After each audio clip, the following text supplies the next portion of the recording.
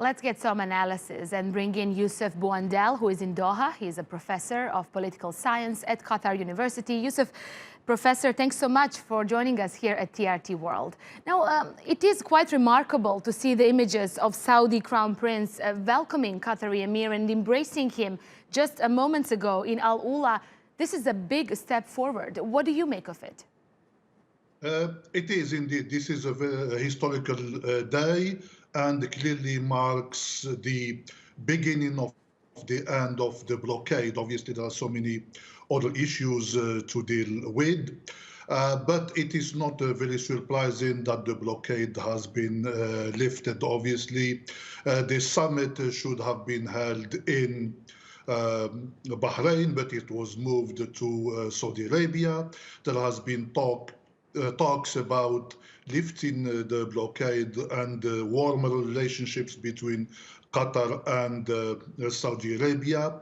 The borders were opened yesterday, and today's visit by the Emir of Qatar is a proof, if proof is needed, that normalization has begun. And Professor, what do we know about the deal itself? What did the Saudis get at the end? I mean, we are still waiting for the official signing of the deal, but what can we expect from it? I think that basically the blockade that has lasted 3 years and 7 months to the day has not achieved its objectives. On the contrary, Qatar came on the top. It managed the crisis very, very well, and it has survived all the issues that that the other blockading countries have done. So I would say that Qatar has defeated the blockading countries.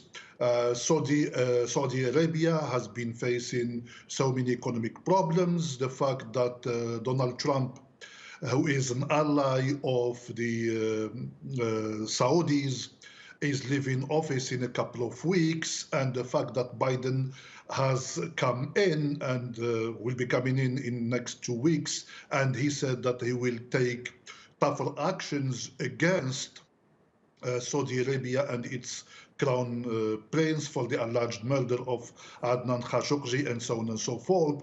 I think that so it's in the interests of Saudi Arabia to warm up to Qatar, to normalize its relationship with Qatar and be seen as the good guy as opposed to the image of the bad guy. It will also benefit economically from the situation, the fact that its airspace will be open to Qatar Airways. Qatar Airways obviously will be paying the Saudis for the use of this particular airspace, especially given the economic problems that the coronavirus has resulted in. Right. I do want to talk more about the role of the U.S. During these negotiations, specifically the role of Trump's son-in-law, Jared Kushner, who is there, who was talking with both sides.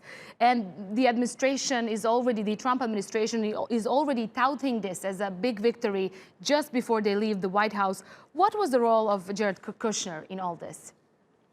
Obviously, it's a very important role. Let's not forget about what the Kuwaitis have been doing for the last 3.5 years, but Kushner's role has been much more obvious. Obviously, he represents the biggest power on earth, which is the United States of America, and Donald Trump wants to at least be seen as somebody who brokered the deal before he left office. It will go down as one of the diplomatic achievements of Kushner and also Donald Trump. We should not underestimate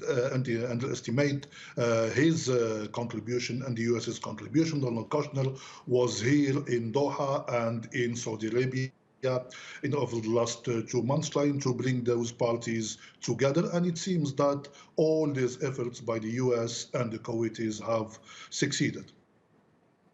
And what impact has this had on the Gulf Cooperation Council as itself? How it might resolve tensions like this in the future? Because they haven't seen blockade like this ever before. So what's the future of the GCC? I think that the GCC has survived this crisis. Many analysts thought that this particular crisis would mean the end of the GCC as an institution, but it has survived over the years. There has been a few problems between the member countries, but it has never reached this height.